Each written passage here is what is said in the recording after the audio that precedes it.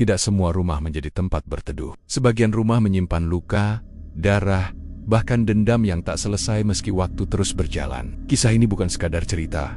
Ini adalah warisan kegelapan dari satu keluarga yang terjerat perjanjian setan demi kekayaan dan dibayar dengan nyawa. Selamat datang di Kisah Gelap. Disinilah kita membongkar sisi kelam dari dunia yang tak kasat mata. Kisah nyata dari desa terpencil di Jawa Timur tentang sebuah rumah yang dijuluki rumah maut oleh warga sekitar. Rumah itu dulunya megah, berdiri kokoh di tengah ladang, selalu tampak mewah dan berbeda dari rumah warga biasa. Tapi siapa sangka kemewahan itu dibangun dari perjanjian haram dengan makhluk gaib. Semua bermula dari ayah mereka, Pak Wiryo, seorang kepala keluarga biasa yang terhimpit ekonomi. Demi mengangkat martabat keluarga, ia pergi ke Gunung Keramat, membawa sesajen, dan membuat perjanjian. Dalam waktu singkat, kehidupannya berubah drastis. Usahanya maju, tenannya luas, uang mengalir tanpa henti. Tapi semua ada harganya. Satu demi satu, anggota keluarga mulai meninggal dalam kondisi tak wajar. Anak sulungnya mendadak hilang, istrinya mati membusuk tanpa sebab, bahkan cucunya lahir dalam keadaan cacat yang aneh. Warga mulai takut. Rumah itu ditinggalkan, tapi tidak benar-benar kosong. Di malam-malam tertentu, suara tangisan terdengar dari dalam. Api kadang menyala sendiri di pekarangan, dan siapapun yang mencoba tinggal di sana jatuh sakit atau mati mendadak. Namun, dari keluarga itu masih ada satu yang selamat. Anak bungsunya, Haris, yang sejak kecil dikirim ke pondok pesantren karena dianggap lemah dan tidak layak ikut mewarisi kekayaan keluarga. Tak disangka, justru dialah yang menjadi cahaya terakhir. Haris tumbuh menjadi seorang ustadz. Dan ketika ia pulang ke desa, dia bukan hanya menghadapi kenangan, tapi juga arwah keluarganya sendiri dan ikatan pesugihan yang masih belum putus. Apa yang Haris temui di rumah itu? Bagaimana ia mengakhiri kutukan bertahan-tahan yang merenggut keluarganya? Dan apakah semua benar-benar berakhir? Simak kisah nyatanya hanya di Kisah Gelap. Jangan lupa, cahaya tak selalu bisa menyelamatkan jika kegelapan sudah mengakar terlalu dalam. Namanya Wiryo, seorang pria sederhana dari sebuah desa kecil di Jawa Timur. Dari luar, hidupnya tampak biasa saja, rumah kayu sederhana, ladang kecil yang ditanami jagung, dan seorang istri yang setia menemani. Tapi di balik senyum yang ia bawa ke warung kopi setiap pagi, ada sesak yang selama ini tak pernah ia tunjukkan.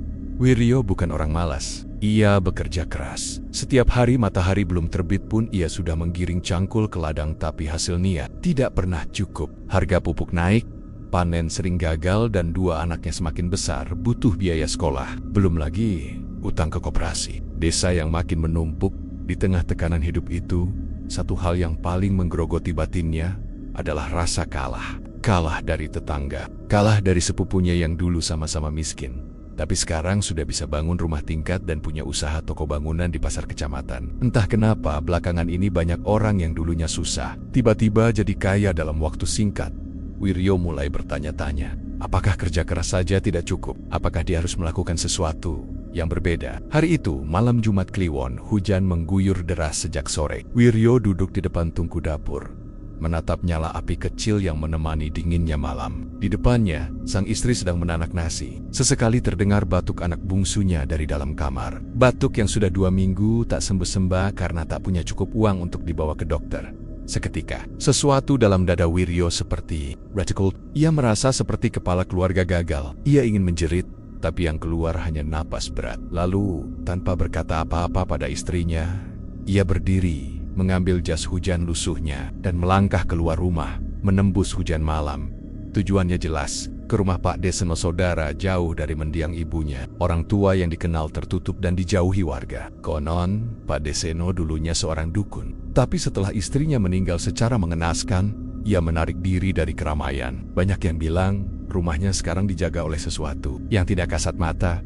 Rumah itu terletak di ujung desa, tersembunyi di balik rumpun bambu tua. Wiryo mengetuk pintu 2 kali. Tidak ada jawaban. Tapi sebelum ia bisa mengetuk ketiga kalinya, daun pintu terbuka perlahan, seperti disambut oleh tangan yang tak terlihat. Di dalam, bau dupa menyengat. Asap mengepul tipis dari pojokan ruangan. Pak Deseno duduk di atas tikar mengganoken kain hitam. Tatapannya tajam, seperti menembus isi dada Wiryo. Kau sudah terlalu lelah hidup seperti ini ya, ucapnya. Tanpa Wiryo sempat menjelaskan apapun, Wiryo mengangguk pelan. Tangannya gemetar.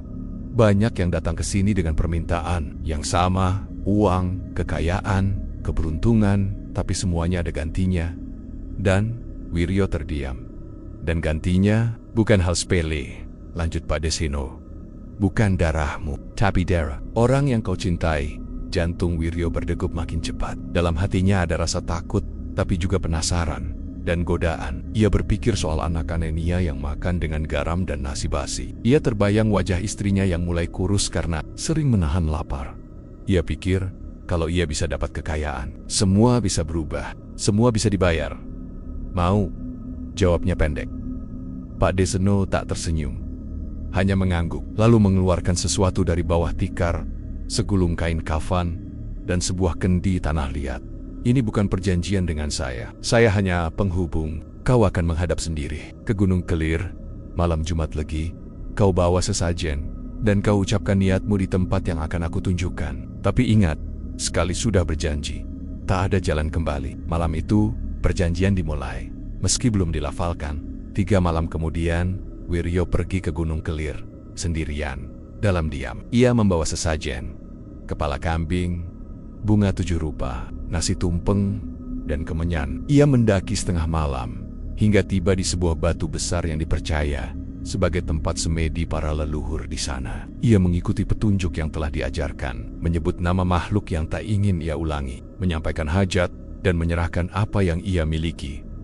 Setitik darah dari jari manisnya yang ia teteskan ke atas kendi saat angin berhenti bertiup, dan semua suara hutan sunyi. Wiryo tahu doanya telah diterima, atau lebih tepatnya ditanggapi. Pulang ke rumah sebelum fajar. Tak ada yang tahu apa yang telah ia lakukan, tapi sejak saat itu hidupnya mulai berubah.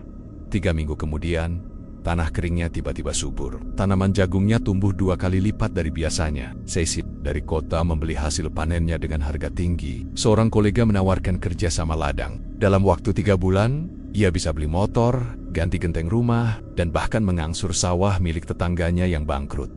Warga mulai iri, tapi juga takut. Sebab setiap kali mereka tanya, Wiryo hanya menjawab dengan senyum kecil dan mata yang tak mau menatap langsung. Namun, perubahan itu membawa lebih dari sekadar rezeki. Malam-malam di rumah mulai dihiasi suara langkah kaki padahal semua sedang tidur. Dapur terbakar tanpa sebab. Anaknya yang bungsu mulai menggambar sosok hitam bermata merah. Dan yang paling aneh, kambing di kandang sering ditemukan mati. Tubuhnya kering, seperti dihisap habis dari dalam. Tapi Wiryo menutup mata. Baginya, itu semua harga kecil untuk keberhasilan yang sudah ia genggam. Ia tak sadar, penteki dunia lain sudah ia buka. Dan makhluk yang datang tak hanya menagih kekayaan, tapi juga dirah. Kekayaan itu datang seperti banjir yang menenggelamkan kemiskinan yang telah lama membatu di sudut rumah Wiryo. Dulu, rumahnya hanyalah papan reot yang tembus angin. Kini berdiri rumah bata 2 lantai dengan jendela kaca besar yang memantulkan cahaya matahari setiap pagi. Motor bebek tua yang dulu mogok tiap minggu diganti dengan mobil pikap keluaran baru. Sawahnya meluas. Bukan hanya sepetak milik warisan, tapi sampai ke batas desa sebelah semuanya atas nama Wiryo.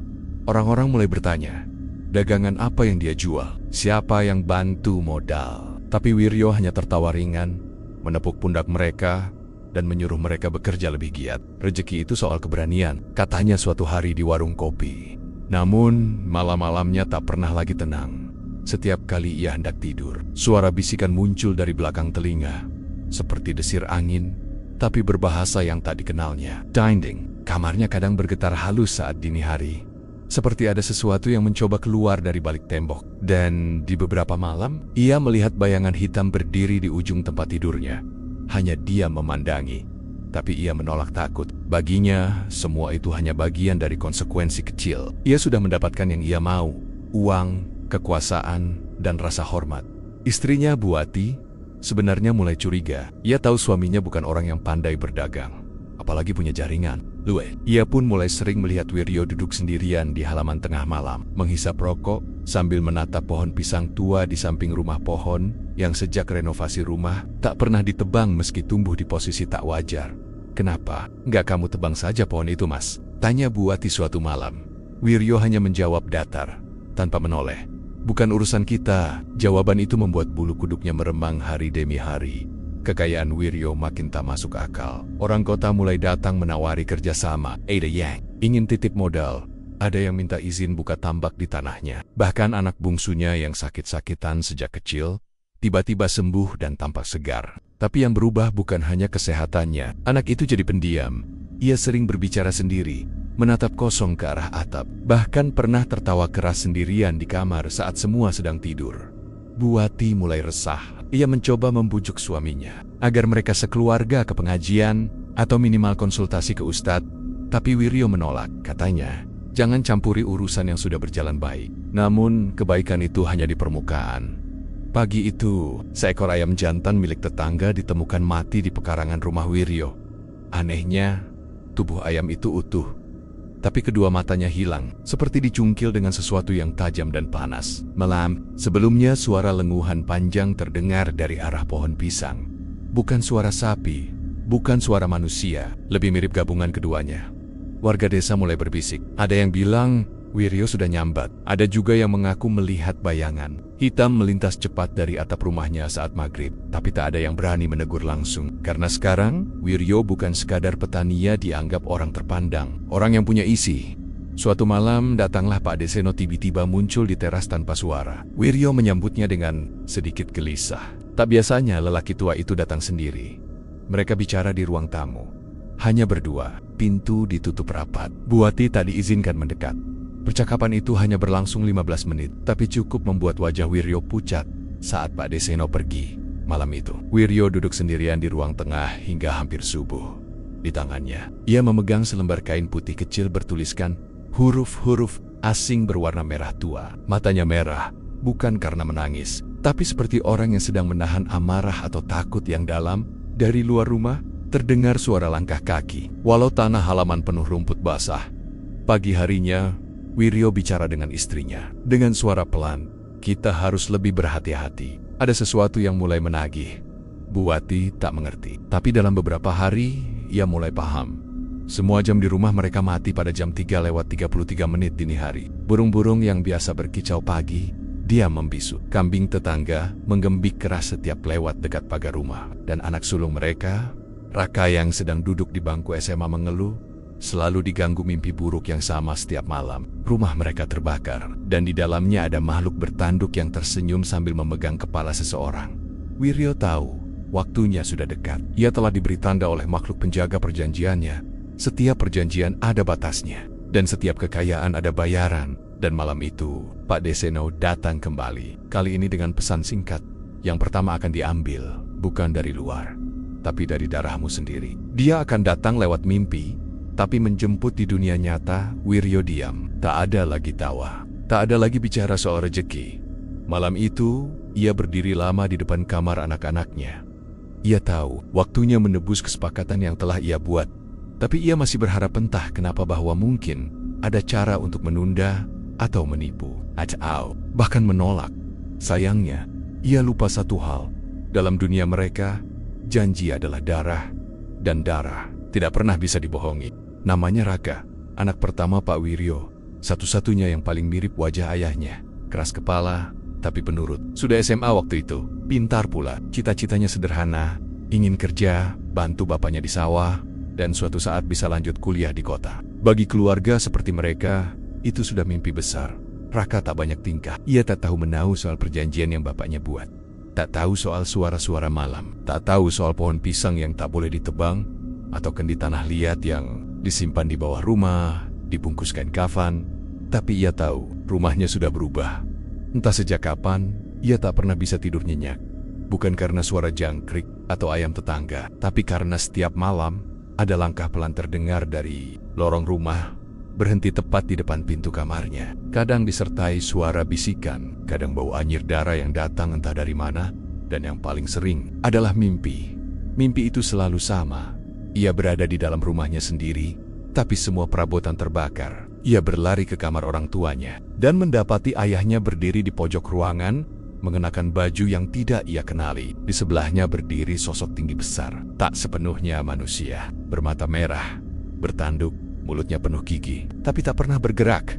Mimpi itu datang bercara turet, malam demi malam, hingga suatu hari, Raka memutuskan untuk tidak tidur di rumah. Ia menginap di rumah temannya di dusun sebelah. Katanya ingin belajar kelompok, Padahal ia hanya ingin merasa aman. Tapi malam itu pun, mimpi itu datang. Dan kali ini, makhluk itu menunjuk langsung ke wajahnya. Lalu berkata dalam bahasa yang bukan bahasa manusia. Tapi entah kenapa, Raka mengerti. Waktumu habis. Keesokan paginya, Raka pamit pulang. Naik sepeda. Seperti biasa, ia menelusuri jalan setapak di pinggir sawah. Cuaca cerah, tapi Raka tak pernah sampai ke rumah.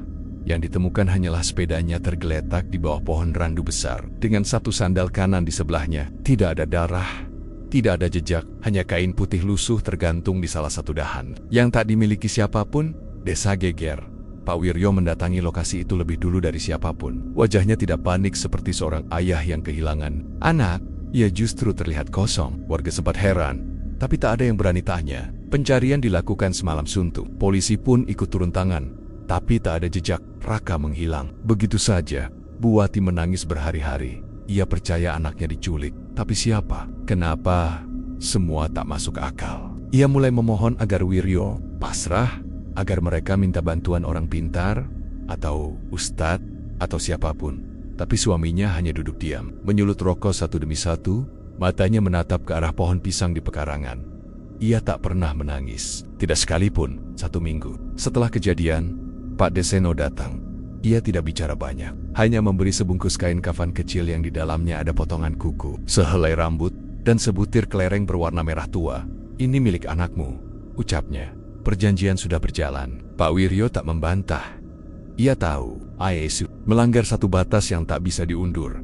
Darah pertama telah dibayar, dan sejak saat itu, rumah mereka bukan lagi tempat tinggal, tapi tempat penebusan. Malam-malamnya penuh isak tangis yang tak berasal dari manusia. Lantai sering terasa panas seperti bara. Cermin kamar Bu Wati retak sendiri, dan dari retakan itu, ia kadang melihat bayangan Raka berdiri diam, dengan mata kosong, seolah masih menunggu jawaban. Tetangga mulai menjauh. Anak-anak takut lewat depan rumah mereka. Warung-warung menolak melayani Bu Wati.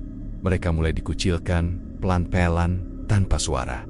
Tapi bagi keluarga itu, pengucilan hanyalah lapisan luar. Yang lebih mengerikan adalah apa yang terjadi di dalam anak bungsu mereka, Haris, yang waktu itu masih 9 tahun, mulai sering bicara sendiri. Ia menyebut nama kakaknya, seolah Raka masih ada di rumah. Kak Raka bilang, "Jangan duduk di kursi ruang tamu, Bu. Itu kursi dia." Kak Raka nggak suka kalau ayah pulang malam. Bahkan suatu malam, Bu Wati melihat Haris berdiri di depan kamar Raka. Pintunya terkunci, dan Haris mengucap pelan, "Kak, masuk sini. Ayah sudah pergi. Nggak apa-apa sekarang." Padahal kamar itu sudah tak pernah dibuka lagi sejak Raka menghilang. Bu Wati akhirnya memberanikan diri. Ia buka kamar itu. Di dalam, udara terasa berat. Bau kemenyan bercampur darah mengambang di udara. Di meja belajar, ada coretan dengan paku di atas kayu. Tulisan yang tak pernah ditulis Raka sebelumnya. Bentuknya seperti huruf, tapi asing, tak dikenal. Dan di sudut kasur, ada bekas duduk. Bekas yang dalam, lembab dan masih hangat. Ia menjerit. Tapi Wiryo tak peduli. Ia seperti sudah kehilangan rasa. Yang ia pikirkan hanya satu, kapan penagihan berikutnya, dan apakah yang akan diambil selanjutnya adalah nyawa atau jiwa. Setelah Raka menghilang, rumah itu tidak lagi sama. Bukan hanya karena sunyinya, atau tangisan Haris yang terus memanggil nama kakaknya di malam-malam tertentu, tapi karena aura yang melekat di dalamnya, dingin, lembab, seperti tak ada kehidupan. Namun, kengerian sesungguhnya baru saja dimulai. Pagi itu, Bu Wati bangun dengan rasa tidak enak. Kepalanya berat, dan tubuhnya seperti terbungkus selimut basah. Ia pikir hanya masuk angin, tapi saat ia menghadap cermin wajahnya terlihat pucat, nyaris kehijauan. Matanya sembab, tapi bukan karena menangis. Ada urat-urat gelap muncul di bawah kulit pipinya. Halus, namun menyebar, seperti akar. Wiryo tak bereaksi. Ia hanya melirik sebentar, lalu kembali duduk di kursinya, menatap kosong ke arah halaman depan. "Mas, aku sakit," kata Bu Wati pelan. Tapi tak ada jawaban. Suaminya hanya diam, seperti sedang menunggu sesuatu. Hari demi hari, kondisi Bu Wati makin memburuk. Tubuhnya melemah. Ia sering menggigil walau cuaca panas.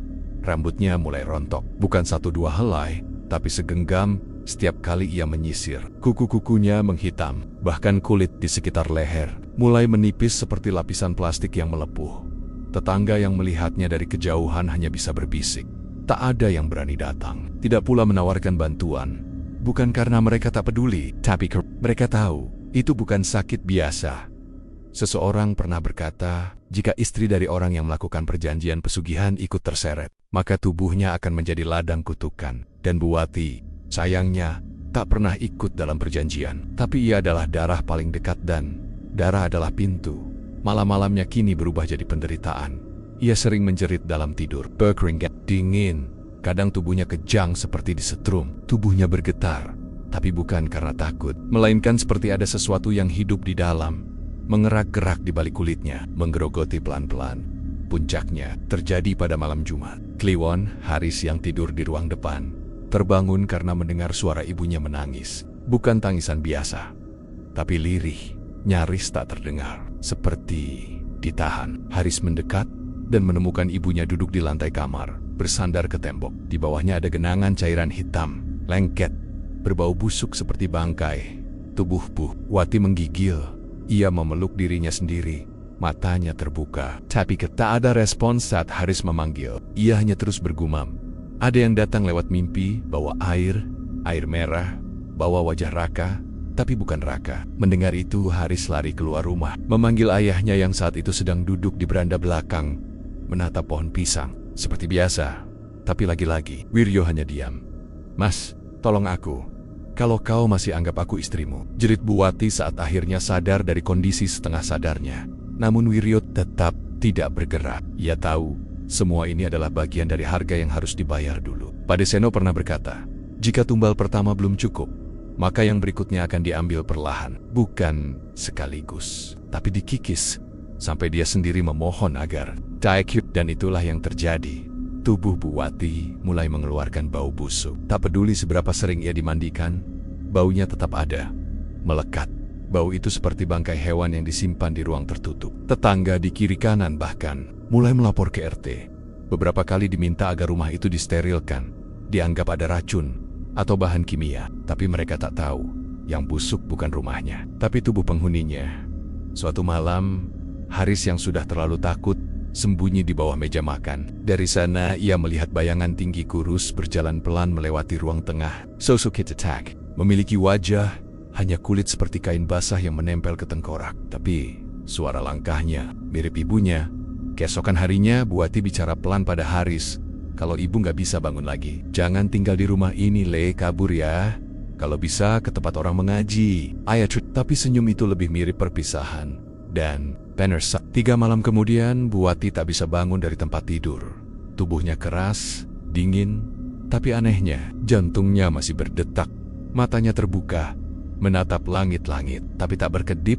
Ia hidup, tapi seperti mayat. Tubuhnya dibaringkan di kamar, ditutupi selimut, tapi tak ada yang bisa dilakukan. Dokter tak bisa menjelaskan. Paranormal yang dipanggil Pak RT diam-diam, langsung pulang tanpa pamit. Katanya, ada yang lebih besar dari kemampuan saya. Semenjak itu, rumah Wiryo berubah jadi sunyi penuh jeritan. Tak terdengar dari luar, tapi Haris mendengarnya setiap malam. Dari dalam kamar ibunya, suara seperti seseorang sedang digorok. Suara napas yang berhenti tiba-tiba, lalu tawa. Entah siapa, Haris tidur di bawah kolong meja, kadang di kamar mandi, kadang di kandang ayam yang kosong. Ia tak tahu harus lari kemana. Ia hanya anak kecil yang perlahan mulai melihat ibunya bukan lagi manusia sepenuhnya. Suatu malam Haris memberanikan diri membuka pintu kamar ibunya. Ia melihat ibunya terbaring. Tapi bukan itu yang membuatnya takut.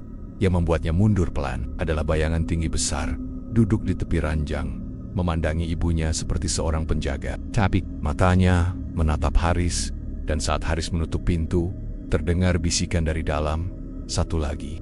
Haris, anak bungsu, lahir sebagai anak laki-laki yang paling kecil dan paling sering dilupakan. Sejak Raka, kakaknya, menghilang, Haris tak pernah lagi dianggap ada. Ia menjadi bayang-beong di dalam rumah, makan sendiri, tidur sendiri. Bahkan bicara pun hanya dengan suara hatinya. Pak Wiryo tak lagi menganggapnya sebagai anak. Entah karena trauma, entah karena takut kehilangan lagi, atau karena sesuatu yang lebih gelap, bahwa Haris dianggap bukan bagian dari kesepakatan. Karena sejak awal Haris tidak termasuk dalam rencana tumbal. Dan mungkin karena itu pula Haris tetap hidup. Namun hidup bukan berarti bebas. Sejak kematian Raka dan tubuh ibunya yang perlahan berubah menjadi sosok setengah manusia, Haris tumbuh dalam ketakutan yang membatu. Ia tidur berpindah-pindah, Kadang di bawah meja, kadang di belakang lemari, kadang di kandang ayam yang sudah kosong. Dan saat malam datang, ia tahu tak ada tempat benar-benar aman di rumah itu. Pernah suatu malam, saat ia mengendap keluar dari rumah karena tak tahan dengan bau busuk dari kamar ibunya, ia melihat sesuatu yang membuat kakinya lemas. Di dekat pohon pisang yang tak pernah ditebang sejak rumah itu direnovasi terdapat kendi tanah liat terbuka mengeluarkan asap tipis berwarna merah. Di atasnya seikat rambut hitam tergeletak. Haris tahu betul itu rambut ibunya, dan di dekatnya ada piring kecil berisi darah segar dan foto dirinya sendiri dalam posisi tidur. Haris menangis malam itu, tapi bukan karena takut. Karena sadar ia bukan lagi anak yang disayang. Ia bukan anak kecil yang bisa dipeluk ibunya. Ia adalah bagian dari rumah yang harus hilang. Tapi entah kenapa masih dibiarkan bertahan. Hingga suatu pagi, Pak Wiryo membangunkannya dengan satu kalimat, "Kamu pindah." Hari ini bukan kata pamit, bukan penjelasan, hanya perintah. Tanpa diberitahu kemana, tanpa ditanya mau atau tidak. Hanya satu tas berisi pakaian, satu bungkus roti, dan secari kertas berisi alamat pesantren kecil di luar desa. Haris naik angkot sendirian ke kecamatan, diantar setengah jalan oleh sopir bayaran. Sebelum pergi, Haris sempat menatap rumahnya dari kejauhan. Rumah itu berdiri megah, tapi gelap. Jendela kamarnya tertutup rapat, seolah tak pernah ada yang tinggal di sana. Ia tahu, jika ia kembali, ia mungkin bukan hanya akan kehilangan keluarga, tapi kehilangan dirinya sendiri. Sampai di pesantren, Haris diam. Tak banyak bicara, hanya menurut kiai pesantren itu. Orang tua yang sabar dan lembut menyambutnya seperti anak kandung. Tapi bahkan ia pun merasakan ada sesuatu dalam diri Haris yang berbeda. Seringkali saat malam datang, Haris tak tidur. Ia duduk di pojok musola, menggenggam Al-Quran kecil sambil membaca dalam diam. Kadang tubuhnya gemetar, kadang ia berkeringat dingin tanpa sebab, dan tak jarang ia bicara dalam mimpi. Bahasanya aneh, tapi nadanya penuh marah. Beberapa santri mulai takut. Mereka melihat bayangan hitam berdiri di belakang Haris saat ia salat. Bahkan ada yang melihat kendi tanah liat muncul di bawah tempat tidurnya, lalu menghilang saat disentuh. Namun kiai itu tidak mengusir Haris. Ia tahu, anak ini bukan kerasukan. Ia bukan pembawa kutukan. Ia hanya anak kecil yang sedang dikejar oleh dosa orang tuanya. Bertahun-tahun Haris tinggal di sana. Wajahnya mulai berubah, tenang tapi penuh beban. Ia tak banyak tertawa, tapi setiap kata yang ia ucapkan seperti membawa luka yang dalam. Di usia 17, ia sudah hafal 15 juz. Tapi setiap selesai mengaji, ia tak pernah pulang seperti teman-temannya. Ia hanya duduk menatap langit, seolah berharap bintang-bintang membawa kabar dari keluarganya. Dan pada suatu malam, kiai mendatanginya dan berkata pelan, "Haris, sudah saatnya kamu tahu kenapa kamu tetap hidup." Haris terdiam. Kiai membuka kitab tua dari rak kayu musola. Di sana tertulis tentang perjanjian pesugihan, bukan dari cerita rakyat, tapi dari riwayat yang telah berusia ratusan tahun. Bahwa dalam satu perjanjian akan selalu ada darah yang tertolak, yaitu anak yang tidak diinginkan dalam perhitungan, yang dianggap beban, yang dianggap lemah, dan anak itulah yang bisa memutus ikatan jika ia memilih jalan yang berlawanan. "Itu kamu, Haris," kata kiai.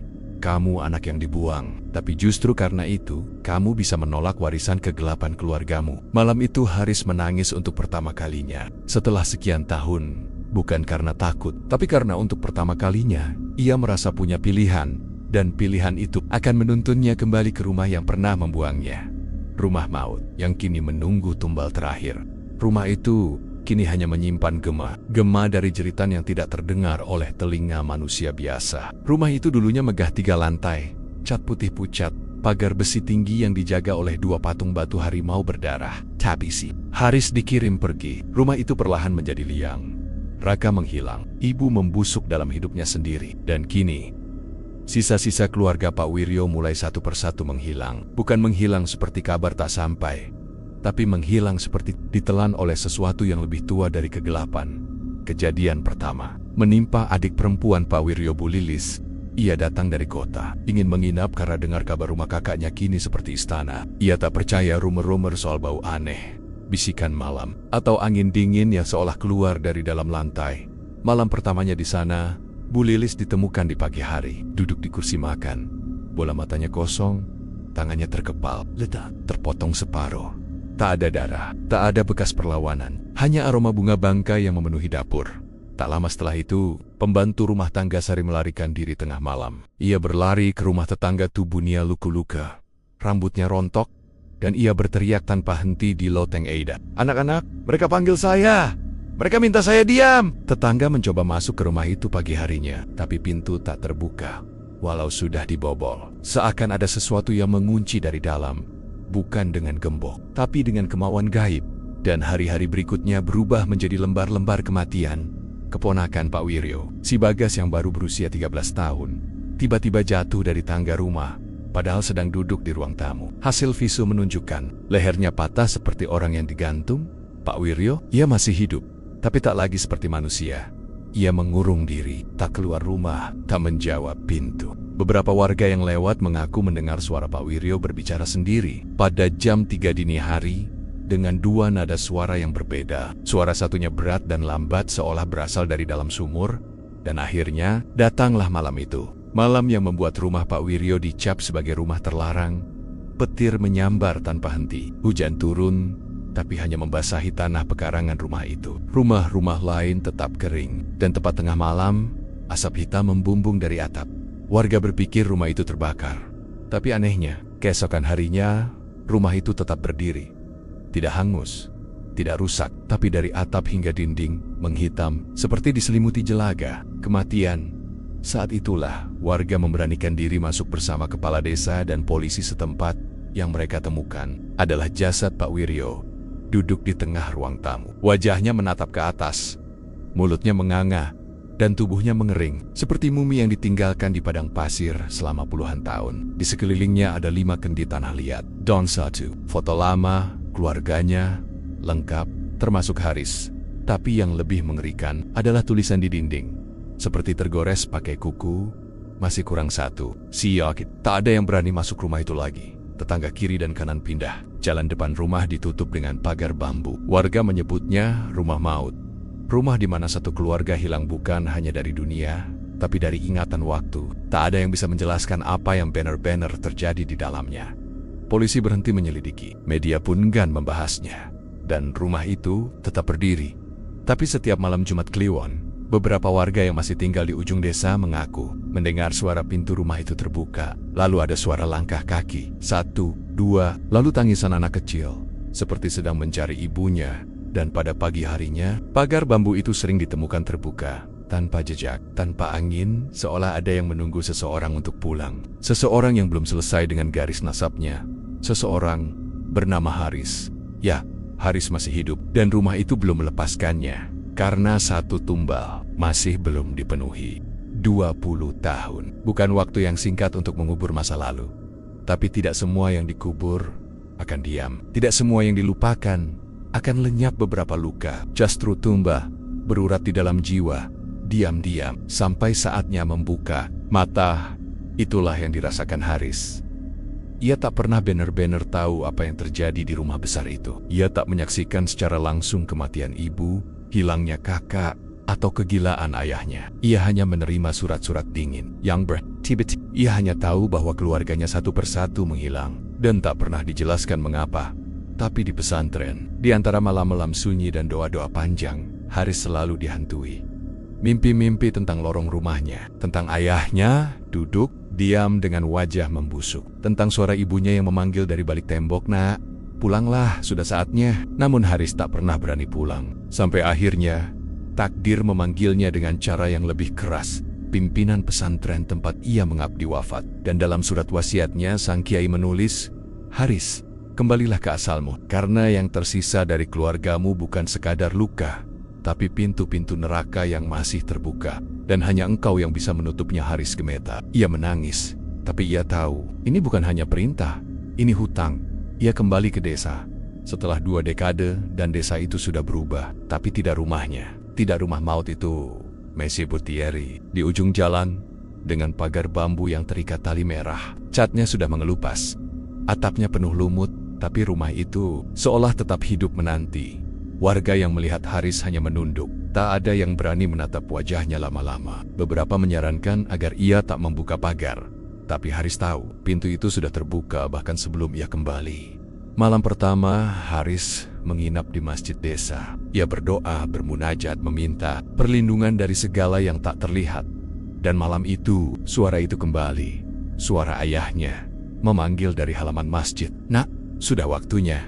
Kau anak terakhir, aku menunggumu." Haris membuka mata, tapi tak ada siapa-siapa. Hanya bau dupa yang pelen-pelen menyelinap ke dalam rongga napasnya.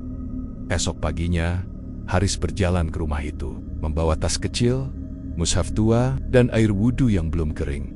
Saat ia menginjakkan kaki ke tanah pekarangan, angin berhenti, dan bumi seperti menahan napas. Pagar bambu itu terbuka sendiri.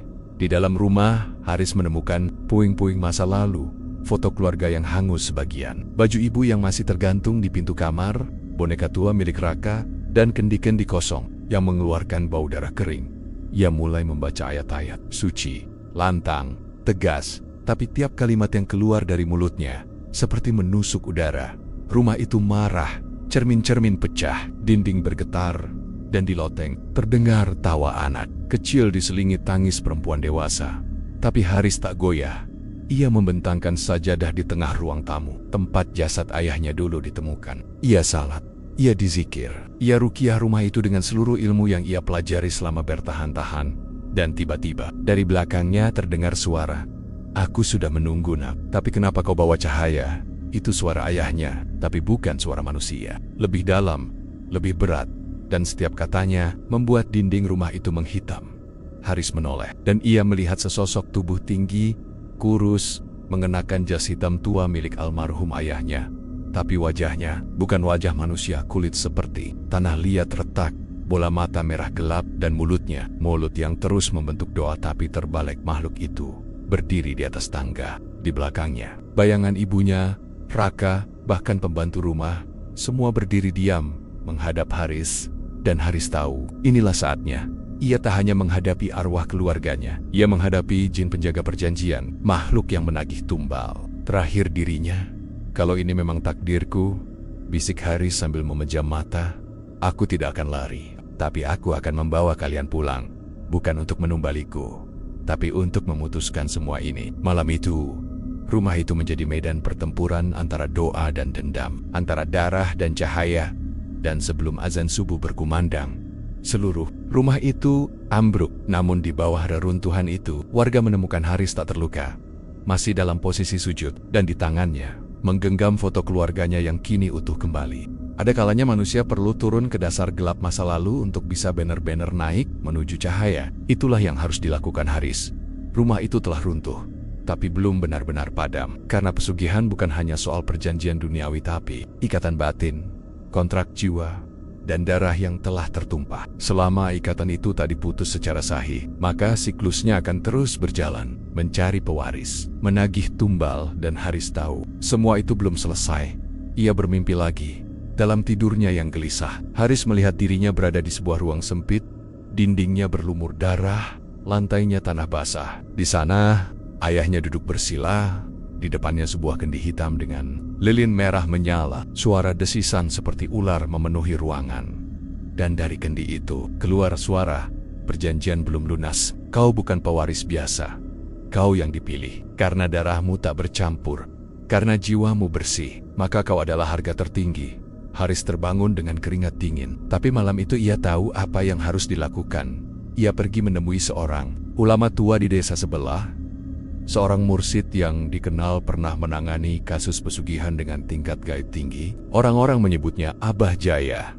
Abah Jaya hanya menatap Haris dengan mata kosong ketika mendengar ceritanya. Lalu "Lirih, kau anak dari perjanjian yang tak selesai. Jika kau ingin memutuskannya, maka bukan rumah itu yang harus dibersihkan, tapi lubang tempat tumbalnya ditanam. Disitulah akar jin pesugihan tinggal. Kalau tidak, mereka akan terus merasuki siapapun yang menyentuh tanah warisan keluargamu." Tengen, petunjuk Abah Jaya, Haris dan beberapa santri terpercaya menggali pekarangan belakang rumah lamanya. Di bawah pohon kepuh tua yang sejak dulu dilarang disentuh. Tanahnya keras, seolah menolak untuk dibuka. Tapi setelah menggali 2 meter, mereka menemukan sesuatu. Sebuah gentong tanah liat, terikat kain kafan kotor, dan di dalamnya bukan hanya tulang belulang kecil, tapi juga bungkusan rambut, potongan, kuku, dan selembar surat bertulis darah, tumbal keluarga, demi kelimpahan harta.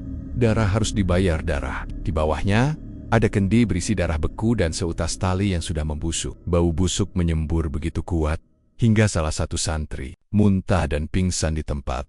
Haris tak mundur. Ia memandikan gentong itu dengan air ruqyah dan membakar isi di dalamnya sambil melantunkan ayat-ayat suci dengan suara gemetar namun tegas. Ia memimpin doa pembatalan perjanjian. Tangannya gemetar. Tubuhnya seperti dihantam gelombang panas. Beberapa kali, api hampir menyambar wajahnya. Tapi ia terus melanjutkan. Hingga api padam. Namun saat api itu mati, angin mendadak berputar hebat. Langit mendang, dan dari dalam kepuh itu keluar kabut hitam menyerupai sosok berjubah panjang dengan kepala serupa tanduk melengkung ke atas. Sosok itu melayang, tanpa kaki. Ia menunjuk Haris dengan jari panjang penuh sisik. Kau memutus perjanjian yang ditulis dengan darah keluargamu, maka darahmulah gantinya. Tanah bergetar, kendai-kendi meledak, gentong pecah dan mengeluarkan cairan hitam seperti minyak panas. Santri-santri yang menyaksikan berlarian, tapi Haris tetap di tempat. Ia mengangkat kedua tangannya, membaca ayat kursi, lalu melantunkan ayat-ayat ruqyah dan memanggil nama-nama Allah satu persatu. Sosok gaib itu mendekat, tangan apinya menyentuh dada Haris, membakar bajunya, membuat kulitnya melepuh.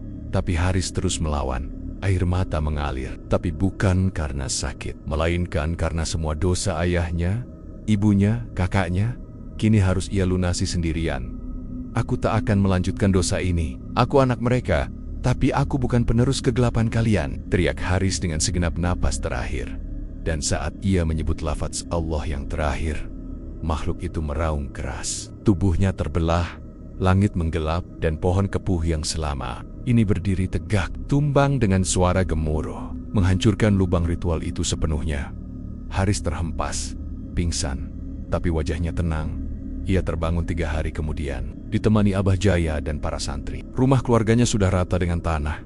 Tidak ada lagi bisikan, tidak ada lagi bau dupa, tidak ada lagi jeritan arwah yang terjebak pesugihan itu. Telah diputus, namun tak ada kemenangan tanpa harga. Luka di dada Haris masih terasa, dan selama sisa hidupnya, ia sering bermimpi berdiri di tengah hutan. Melihat ayahnya dari kejauhan, masih memanggil-manggil. Namun kini dengan wajah menyesal, tapi Haris memilih damai. Ia wakafkan tanah bekas rumahnya untuk tempat tahfidz Quran bagi anak yatim. Setiap malam, dari tempat itu, terdengar lantunan ayat suci menggantikan tangisan dan jeritan gaib.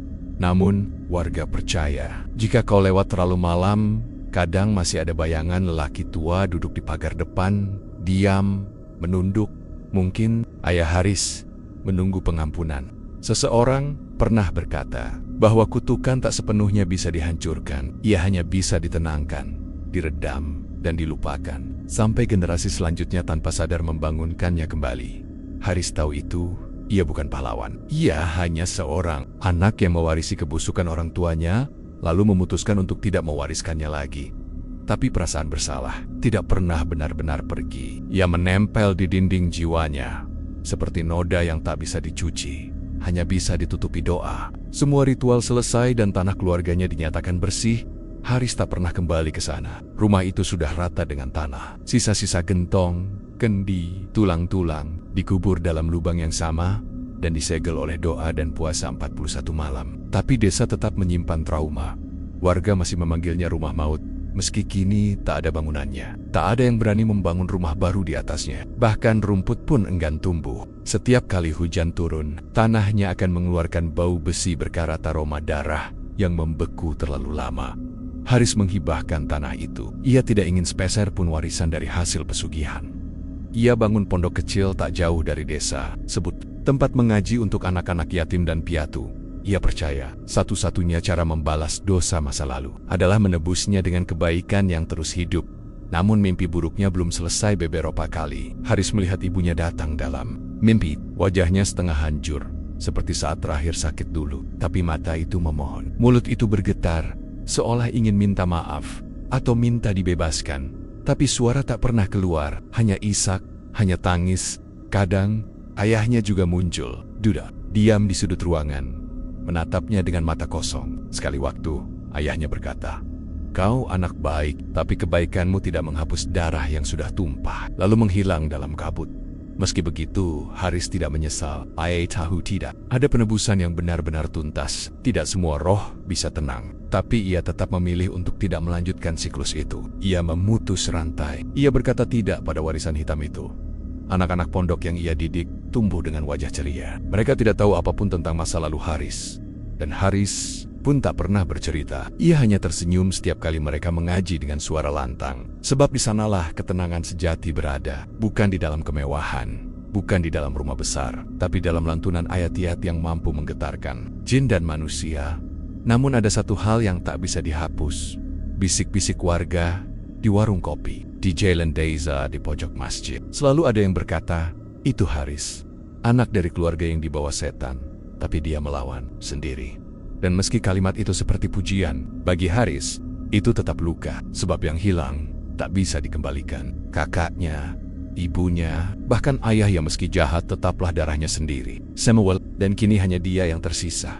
Malam-malam sepi di pondok sering menjadi waktu paling berat. Kadang suara tangisan anak-anak dari rumah lama masih terdengar samar. Kadang bayangan sosok berkerudung hitam duduk di bawah pohon bekas ritual itu muncul sekilas dari kejauhan. Tapi Haris tetap berzikir, tetap mengaji, sebab hanya itu bentengnya. Dan waktu berlalu, Haris menjadi lebih tua. Janggutnya memutih, suaranya semakin pelan, tapi tatapannya tetap tegas. Anak-anak pondok yang dulu diajarnya, kini jadi ustadz dan guru. Ada yang membangun masjid, ada yang jadi dai keliling, dan Haris, ia tetap di pondok kecil itu. Menyapu lantai, memberi makan kucing, menanam pohon bidara. Ia tak butuh pujian. Ia tak ingin dikenal, tapi bagi sebagian orang, Haris adalah cerita hidup tentang seseorang yang berhasil menang dari dosa turun-temurun. Ia adalah bukti bahwa takdir bisa dilawan. Namun, di malam-malam tertentu, saat bulan gelap dan azan subuh belum terdengar, masih ada yang melihat. Sosok berjubah putih duduk di pagar bekas rumah keluarganya. Diam, menatap ke kejauhan, seolah menjaga atau menunggu. Mungkin Haris, mungkin arwah yang belum tenang, atau mungkin perjanjian lain yang belum terbuka. Sebab dalam dunia kisah gelap, setiap akhir selalu menyimpan pintu untuk kisah baru yang lebih mengerikan.